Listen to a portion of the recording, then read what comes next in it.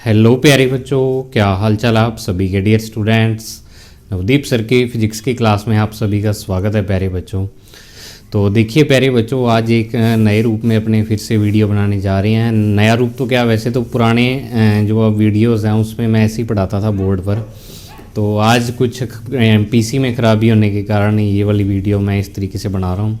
तो जितने दिन वो सही नहीं होता उतने दिन वीडियो मैं ऐसे ही बनाऊँगा, ठीक है। तो अपने जो चल रहा था टॉपिक, क्लासिकल मैकेनिक्स अपने पढ़ रहे थे, और क्लासिकल मैकेनिक्स में जो टॉपिक था अपना वो कोरियोलिस फोर्स वाला चल रहा था, ठीक है। कोरियोलिस फोर्स के एप्लीकेशंस पढ़ रहे थे कि कोरियोलिस फोर्स किन किन ऑब्जेक्ट पर और कैसे कैसे लगता है। तो उन एप्लीकेशन में जो अपना आज का टॉपिक है वो देखो क्या है कि पृथ्वी पर मुक्त रूप से ऊर्ध्वाधर नीचे गिरते पिंड पर कोरियोलिस बल व कोरियोलिस विस्थापन, ठीक है।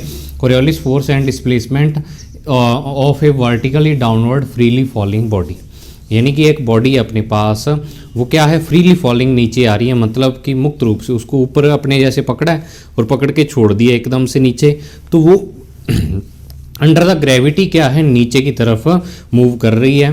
तो उस पर क्या है कोरियोलिस फोर्स कितना लगेगा, एक तो ये कैलकुलेट करना है। आपको एक चीज़ मैंने ये बताई थी कि कोरियोलिस फोर्स लगता कब है। कोरियोलिस फोर्स तब कौन से ऑब्जेक्ट पर लगता है, जो मूविंग ऑब्जेक्ट होते हैं विद रिस्पेक्ट टू अर्थ, यानी पृथ्वी के सापेक्ष जो गतिमान वस्तुएं होती हैं उन पर क्या लगता है, कोरियोलिस फोर्स वर्क करता है।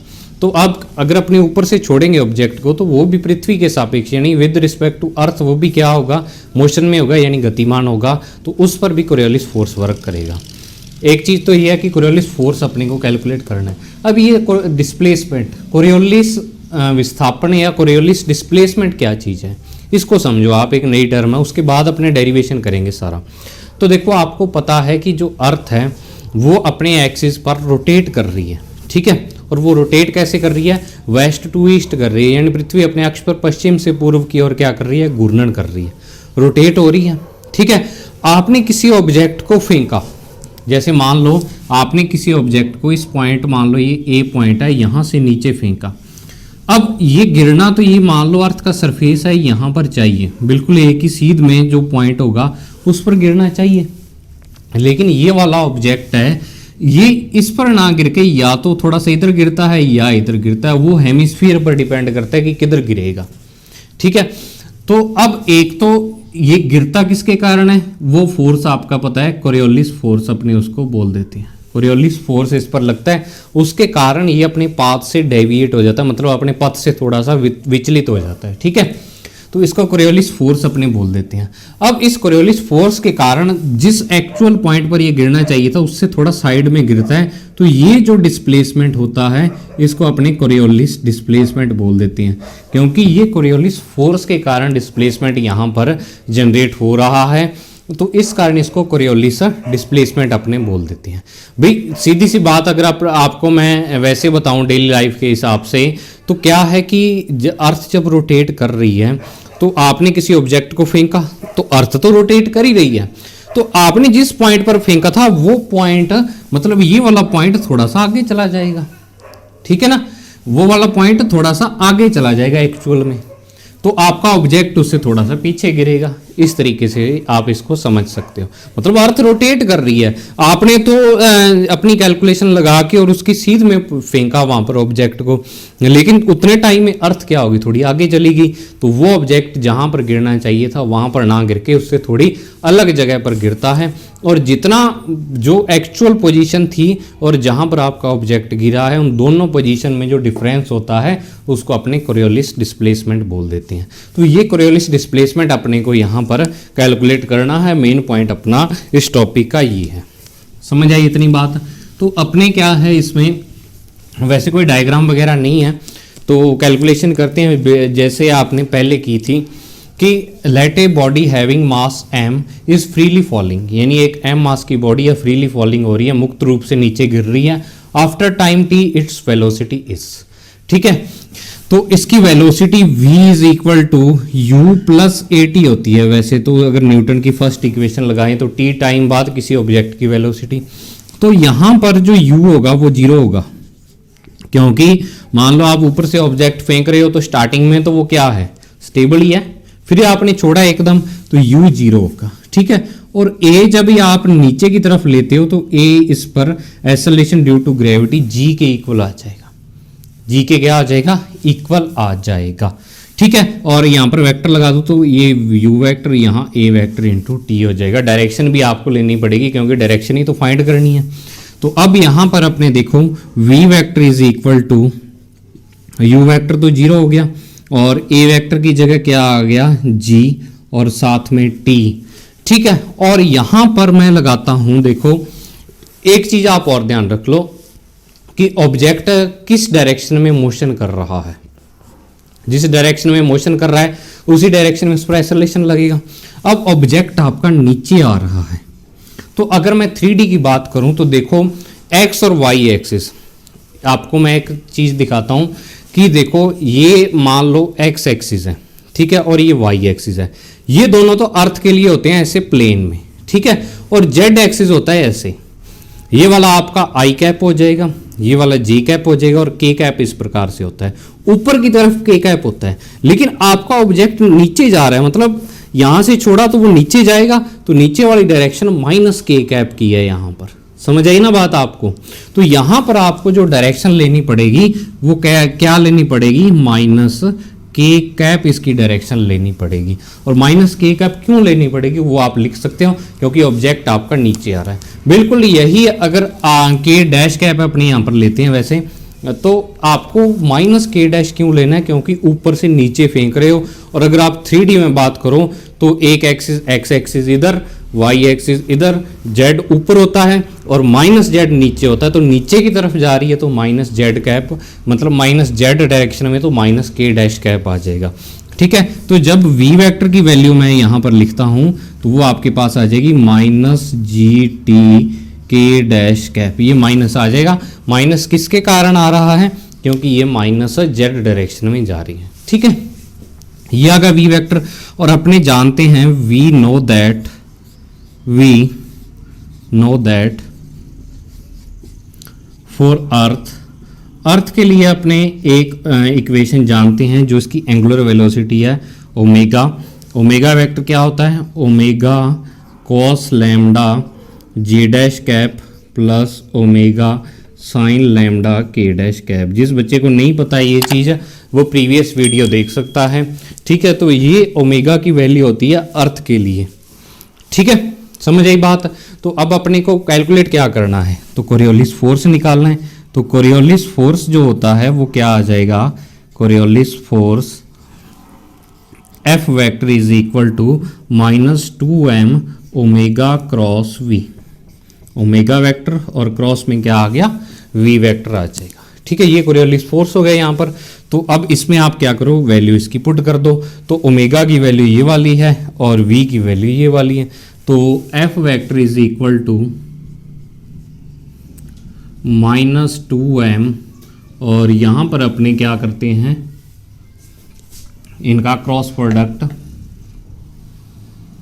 आप देखो आई डैश कैप, जे डैश कैप और के डैश कैप यहाँ पर आ जाएगा। पहले ओमेगा बढ़ेंगे तो आई डैश तो जीरो ही है इसका, तो 0 ओमेगा कॉस लैम्डा और ओमेगा साइन लैम्डा। ठीक है, ये आ जाएगा। और फिर यहाँ पर ओनली माइनस के डैश कैप है तो माइनस जी टी, और यहाँ पर भी 0 और यहाँ पर भी 0। ठीक है, ऊपर वाले ओमेगा वाले और नीचे वी वाले हो गए।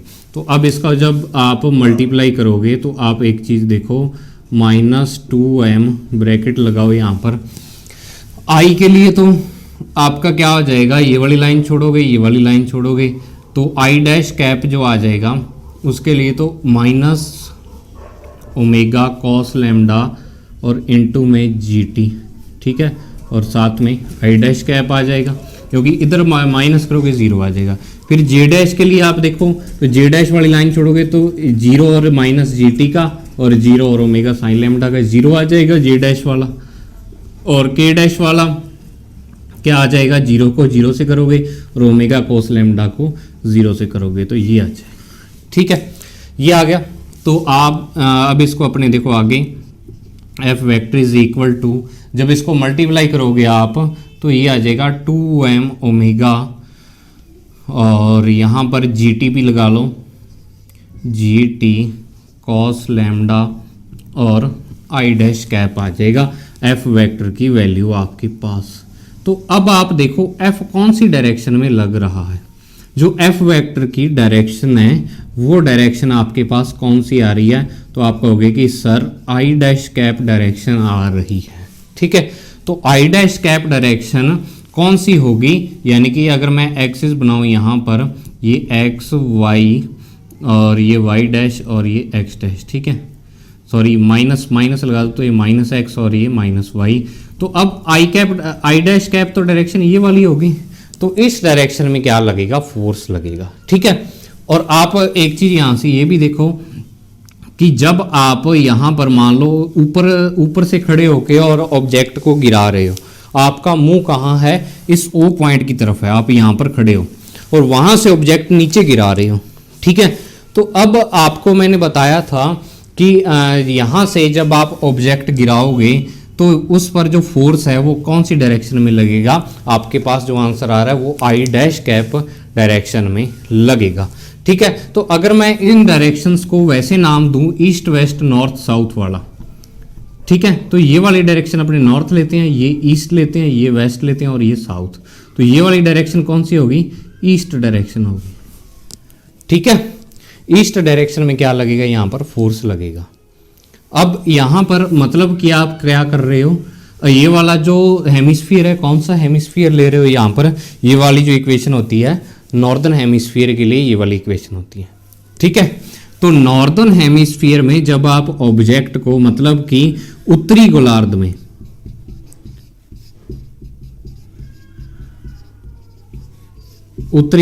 में जब आप किसी ऑब्जेक्ट को फेंकते हो तो उस पर पूर्व डायरेक्शन में, मतलब पूर्व मतलब कि ईस्ट में उस पर क्या लगता है, कोरियोलिस फोर्स यहाँ पर वर्क करता है। मतलब कि जो यहाँ पर ऑब्जेक्ट होगा आपका वो कौन सी डायरेक्शन में मूव हो जाएगा, पूर्व दिशा में विस्थापित हो जाएगा, उस पर पूर्व दिशा में क्या लगेगा, बल लगेगा। ठीक है, तो ये आपके पास आ गया है यहाँ पर फोर्स की वैल्यू आ गई।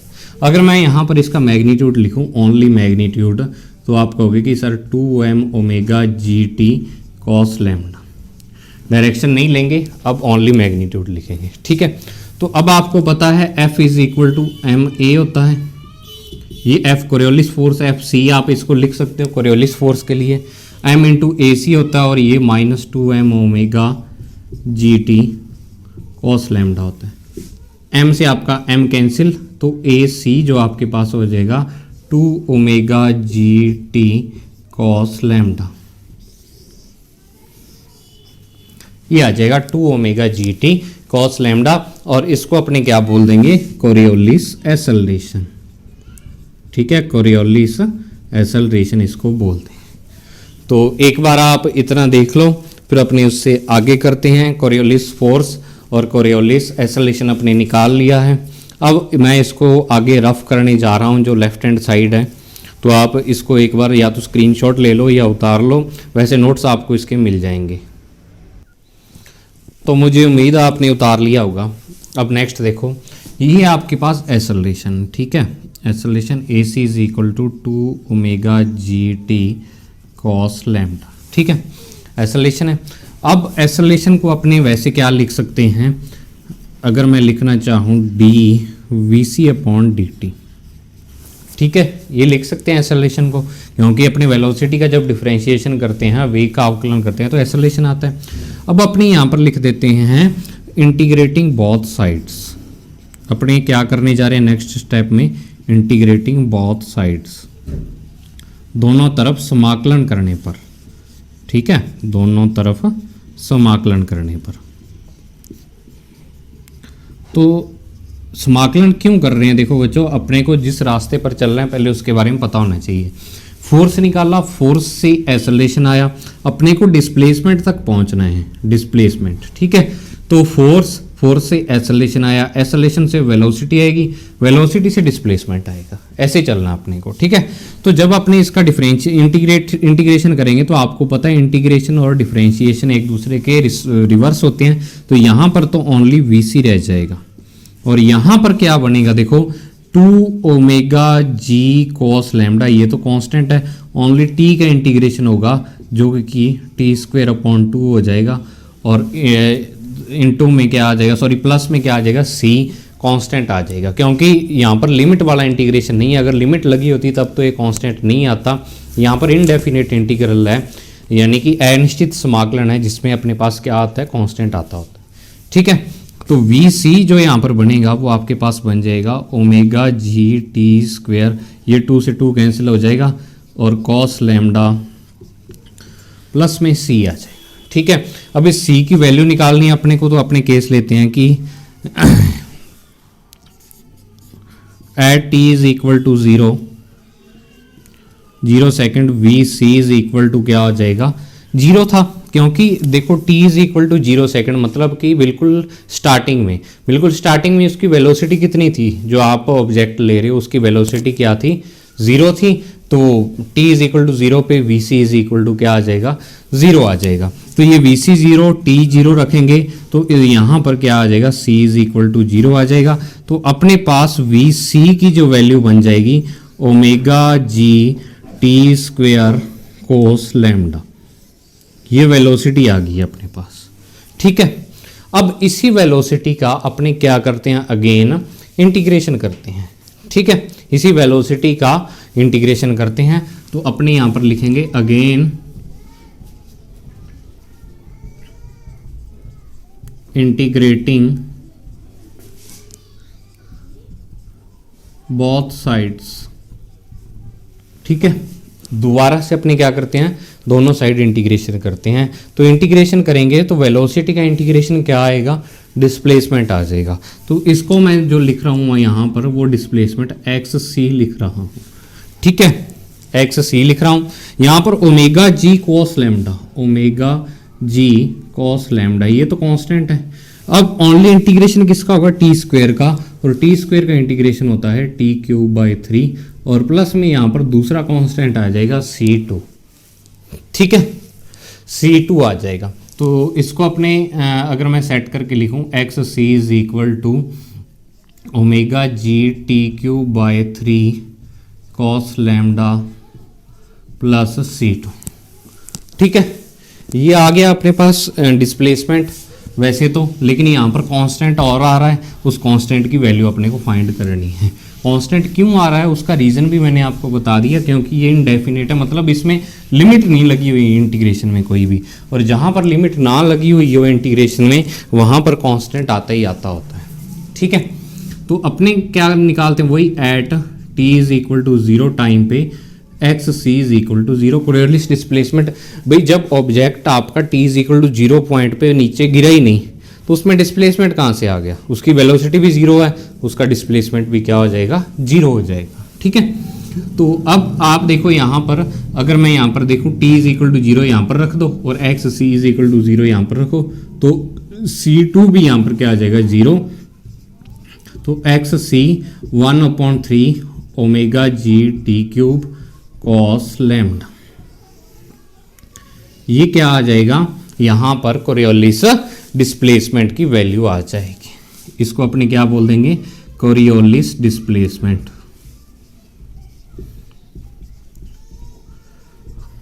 अपने इससे कोरियोलिस डिस्प्लेसमेंट निकाल सकते हैं। भी देखो कैसे निकालेंगे, ये लैम्डा यहाँ पर क्या है, एंगल ऑफ लैटिट्यूड है। ठीक है, अक्षांश कोण जिसको अपने बोल देते हैं। तो ये अक्षांश कोण अपने को हर एक जगह का पता होता है। ठीक है, तो लैटिट्यूड इसको बोल देते हैं लैम्डा को, वो अपने को अर्थ के किसी भी पॉइंट का पता होता है। ठीक है, उसकी पोजीशन के हिसाब से। टी यहाँ पर टाइम, अपने को जितना टाइम उसको ऑब्जेक्ट को नीचे पहुँचने में लग रहा है वो टाइम, जी यहाँ पर एक्सेलरेशन ड्यू टू ग्रेविटी, और ओमेगा यहाँ पर अर्थ की जो एंगुलर वेलोसिटी है। तो किसी ऑब्जेक्ट को आप नीचे फेंक रहे हो तो उसमें कितना डिस्प्लेसमेंट आ रहा है ड्यू टू कोरियोलिस फोर्स। ठीक है, कोरियोलिस डिस्प्लेसमेंट कितना आ रहा है वो आप इस फॉर्मूले से कैलकुलेट कर सकते हो। अगर कोई ऑब्जेक्ट अर्थ के रिस्पेक्ट फ्रीली फॉल हो रहा हो, मतलब कि मुक्त रूप से गिर रहा हो, आपने छोड़ दिया, ऐसे नहीं कोई पकड़ के ला रहा उसे, आपने छोड़ दिया, अपने आप नीचे गिर रहा है। ठीक है, विद द अंडर ग्रेविटी है, ग्रेविटी के अंदर वो गिर रहा है। तो ये उसमें क्या आ जाएगा, यहाँ पर फॉर्मूला आ जाएगा किसका, जो कोरियोलिस डिस्प्लेसमेंट है। ठीक है, अब ये फॉर्मूला टाइम की फॉर्म में, इसमें देखो टाइम आ रहा है। तो अब एक स्पेशल केस करते हैं अपने यहां पर, मैं लिखता हूं स्पेशल केस।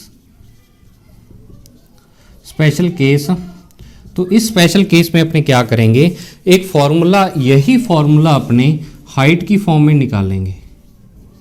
हाइट यानी एच की फॉर्म, एक मिनट, हाइट की फॉर्म में ही है ना, हाँ एच की फॉर्म में। मतलब ये फॉर्मूले में तो अगर आपको टाइम गिवन हो तो टाइम के लिए है, लेकिन अगर आपको टाइम ना दे कि आपको हाइट दे दे भी इतनी हाइट से उसको नीचे फेंकना है, तो तब कोरियोलिस डिस्प्लेसमेंट निकालो। ठीक है, तो तब अपने कैसे निकालेंगे, तो हाइट के लिए यहाँ पर आपको न्यूटन की इक्वेशन लगानी पड़ेगी। कौन सी? Second equation, S is equal to U T plus half A T square. ठीक है, तो S यहाँ पर हाइट की इक्वल हो जाएगा, मतलब ऑब्जेक्ट को आप यहाँ से नीचे फेंक रहे हो तो ये उसकी क्या हो जाएगी, हाइट। U यहाँ पर 0 था ही, और हाफ जी टी स्क्वायर आ जाएगा। ठीक है, तो यहाँ पर अगर मैं टी स्क्वायर की वैल्यू निकालूँ तो ये 2 इधर मल्टीप्लाई और जी अपॉन में, तो यहाँ पर T square is equal to 2g upon H आ जाएगा। ठीक है, सॉरी 2h अपॉन जी आ जाएगा, गलत लिख दिया मैंने, 2h अपॉन में g आ जाएगा। तो यहाँ से अगर t की वैल्यू निकाल लूँ तो 2h अपॉन जी की पावर 1/2 या रूट 2h बाई जी आ जाएगा। ठीक है, तो ये आ जाएगा यहाँ पर। तो अगर मैं इसको फॉर्मूले को लिखूँ, इसको t की वैल्यू को इस इक्वेशन में पुट कर दूँ, कौन सी, ये वाली इक्वेशन मान लो, इसको इक्वेशन ए मान लो, तो इस t की वैल्यू को इस इक्वेशन ए में पुट कर दूँ, t की वैल्यू को इक्वेशन ए में पुट कर दूँ, तो यहाँ पर t की जगह आप ये वाला, तो एक्स सी जो यहाँ पर आ जाएगा 1/3 ओमेगा जी 2h बाई जी, इसकी पावर 1/2 है और उसकी पावर 3 है, तो ये 3/2 हो जाएगी पावर, और साथ में कॉस लैम्डा आ जाएगा। तो ये जो फॉर्मूला है ना बच्चों, ये फॉर्मूला आपका किसकी फॉर्म में आ जाएगा, हाइट की फॉर्म में आ जाएगा। कि अगर तो देखो न्यूमेरिकल्स में आपको हाइट गिवन हो तो हाइट के लिए आप ये वाला फॉर्मूला, ओमेगा और जी सेम ही है इसमें, ओमेगा जी यहाँ पर भी सेम है। इसको और थोड़ा सा सॉल्व कर सकते हो, अगर आप इस जी को बाहर निकालो, ये जी की पावर 1 है, नीचे 3/2 और सॉल्व कर सकते हो, लेकिन मैंने यहाँ तक ही सॉल्व आपको करवाया है। ठीक है, तो ये हाइट के लिए और ये टाइम की फॉर्म में फॉर्मूला निकालने के लिए है। तो इसी तरीके से आप कोई भी अगर ऑब्जेक्ट है आपको गिवन हो कि वो इस डायरेक्शन में जा रहा है, उसकी डायरेक्शन गिवन हो, तो आप निकाल सकते हो कि उस पर कोरियोलिस फोर्स किस साइड में लगेगा, और जो उस पर कोरियोलिस डिस्प्लेसमेंट है वो उसका कौन सी डायरेक्शन में होगा। समझ आई बात? तो इस तरीके से आप इसको निकाल सकते हो। तो आज की वीडियो में बच्चों इतना ही। मुझे उम्मीद है आपको वीडियो पसंद